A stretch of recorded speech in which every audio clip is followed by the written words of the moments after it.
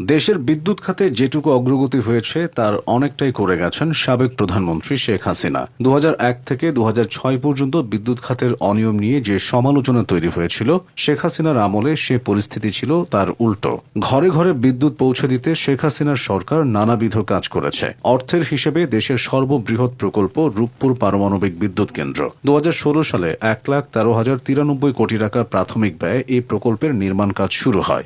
মূল পরিকল্পনা অনুযায়ী ২০২৪ সালের ডিসেম্বরে প্রথম ইউনিট এবং ২০২৫ সালের ডিসেম্বরে দ্বিতীয় ইউনিট থেকে বিদ্যুৎ পাওয়ার কথা ছিল। তবে গণ অভ্যুত্থানের পর এটা বাস্তবায়ন বিলম্বিত হওয়ায় এই লক্ষ্যমাত্রা অর্জন করা সম্ভব হয়নি। বিদ্যুৎ কেন্দ্রটি এখন বিদ্যুৎ উৎপাদনের কাছাকাছি পর্যায়ে রয়েছে। এটি পুরোদমে চালু হলে বাংলাদেশের বিদ্যুৎ খাতে আমূল পরিবর্তন আসবে। পরমাণু জ্বালানি ব্যবহার করে বিদ্যুৎ উৎপাদন করলে সরবরাহ যেমন বাড়বে, খরচও অনেক কমবে।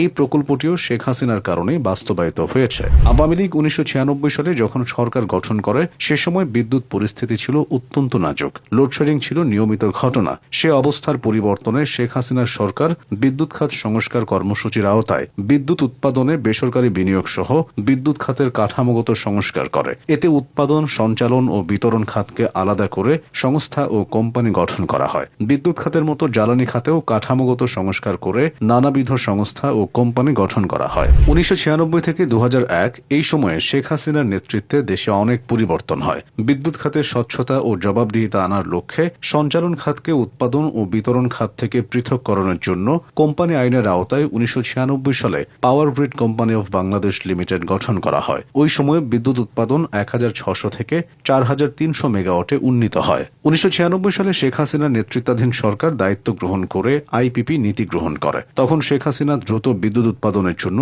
বার্জ মাউন্টেন বিদ্যুৎ নিয়ে আসেন। এছাড়া ক্যাপটিভ নীতি করে শিল্পে বিদ্যুৎ দেওয়া হয়। তখন আইপিপি করার ক্ষেত্রে সরকারের মধ্যেও দ্বিধা ছিল, কিন্তু শেখ হাসিনা সাধারণ মানুষের উন্নয়নের কথা চিন্তা করে এসব সমস্যার সমাধান করেন, যার ফলশ্রুতিতে বর্তমানে বিদ্যুৎ উৎপাদনে বেসরকারি অংশগ্রহণ প্রায় ৫০%। তাছাড়া বিদ্যুৎ শৃঙ্খলা ফিরিয়ে আনতে নানা কার্যক্রম গ্রহণ করা হয়। ২০০১ থেকে ২০০৮ পর্যন্ত বিদ্যুতের অভাবে দেশের অর্থনীতি ছিল অনেকটা পর্যুদস্ত। প্রতিদিন গড়ে ৮ থেকে ১০ ঘণ্টা লোডশেডিং এর কবলে মানুষের জীবন ছিল অসহনীয়। ২০০৯ সালের বিশ্বব্যাপী ভয়াবহ মন্দাকে চ্যালেঞ্জ হিসেবে গ্রহণ করেই শেখ হাসিনা ঘোষণা দিয়েছিলেন দিন বদলের সনদ ২০২১ রূপকল্প। তিনি নির্বাচনী ইশতেহারে ঘোষণা দিয়েছিলেন ২০২১ সালের মধ্যে সবার ঘরে ঘরে বিদ্যুৎ পৌঁছানো হবে, বাংলাদেশ হবে ডিজিটাল বাংলাদেশ। শেখ হাসিনা জাতিকে দেওয়া তার প্রতিশ্রুতি অনেকটাই রেখেছেন। ২০২১-এর অনেক আগেই বিদ্যুৎ সবার ঘরে পৌঁছে গেছে। বিদ্যুতের অগ্রযাত্রার ফলে দেশের উন্নয়ন সম্ভব হয়েছিল।